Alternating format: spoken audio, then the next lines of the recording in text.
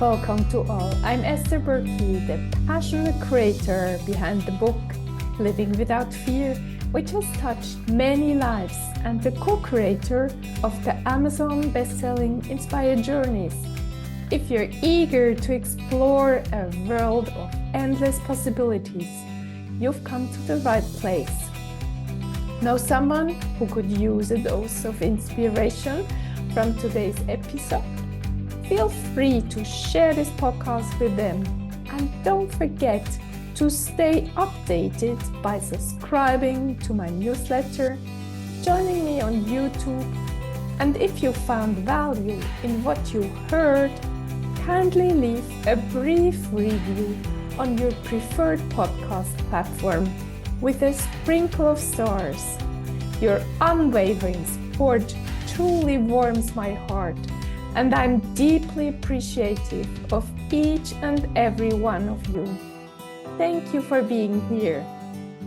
And today, I'd like to tell you how much I can relate to you if you feel you're not good enough and you don't start doing the things you'd like to do, and you also feel you're meant to do, but you still don't do. I was attending an NLP seminar. NLP stands for Neuro-Linguistic Programming. I wanted to learn more tools to help you and my clients, and I wasn't disappointed at all. We were a rather small group of 5 people, and we got plenty of possibilities to practice. And I like to talk about the insights I got when I was watching 2 course colleagues doing an intervention. The coach's challenge, let's call him Benny, was he wanted to start a men's group since a long time, but he had so many self-doubts, whether he was destined to create this or whether he had enough skills to be the leader of a men's group. Who am I, he said, that I want to do this? I'm much too arrogant. There are coaches out there who are so much better than me and who have done much more courses than I've done. So many self-doubts started to kick in when Benny was thinking about the group. The other colleague, let's call him Eric, who has taken over the role of a coach, started to practice the tools we all were learning from NLP master trainer Ronnie. When I was watching the two, the coachy Benny and the coach Eric, I saw myself. I recognized in Benny my self-doubts. I heard his struggles and I saw mine. And I knew exactly that this has been so much me in the past. For example, when I started my first webinar during COVID, I have been so insecure. I was plenty of self-doubts during the preparation and even before the webinar. But I pushed myself out of my comfort zone, and I worked a lot on my self-confidence with my coach at that time. And finally, I did my first webinar. And guess how I felt? Yes, you guessed right. I felt great. I was so proud of myself. Do you remember having had a similar experience? Do you recognize yourself in this too? Do you have something that you wanted to do since a long time, and when you finally did it, you felt great? But time is evolving. There are new things that you want to achieve, and you feel exactly the same as you felt at the beginning of your last experience. It is your pattern. You doubt yourself. You don't feel good enough, and you don't know how to bring you to the new experience.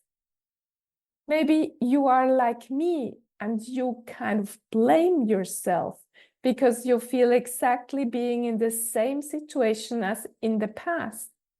You tell yourself, why do I feel again so many self-doubts? In the past, I've managed so many scary things, and now I should be wiser. I should be used to it, and I should be able to push myself easily out of the comfort zone. Why do I have to start at point zero again? I've already worked so much on my self-confidence. And this is me, and this was exactly Coach Benny's challenge. And Coach Eric had to help him. It was extremely eye-opening for me to see someone else struggling the same way I've done in the past. And that's why I also want to talk about this today in this episode, because I believe you can learn so much from others. Benny felt exactly the same as I did, and he talked exactly the same way I've talked in the same situation. And what was amazing to see for me, I believed very strongly that Benny would be a wonderful leader for his men's group. He already had all the skills he needed. He has gone through so many challenges, and he could help others to go through similar ones and be a beautiful role model. During the coaching process, watching Benny and Eric, I started seeing myself from the outside. I became the observer of my life and my challenges. And I started seeing that all my self-doubts and my poor self-confidence in certain moments of my life were absolutely ridiculous. And that is exactly what I want you to do when you feel like Benny or myself and you would like to do something new, but self-doubts are holding you back again to take action. Start seeing yourself from the outside. Be an observer of yourself. Let's be honest. Do you think, as an observer of yourself, that your self-doubts were justified? The person you're looking at has already all within her and doesn't need to doubt herself. Maybe write down as an observer all the skills this person already has and why she is destined to do this new thing. And then start telling this person what she's able to do, why she's able to do it, and why you'll be with her as a coach and help her move through the process. How does this sound? Do you have any questions? Do you wish to have someone to practice with you to push yourself through the self-doubts and poor self-confidence to get out of your comfort zone? If you want me to be your coach, if you want to develop your personal steps, how to push yourself out of your comfort zone, book a call with me. Use the coupon code Transform now to get a free discovery call. But wait, we are not done yet. I have one last thing, one tool I want to share with you, which helped me a lot in the past and still helps me. It is that I try to find the feeling I will have once I push myself through, once I did the thing, because from experience in the past, I always felt great. I felt amazing. I felt proud at the end.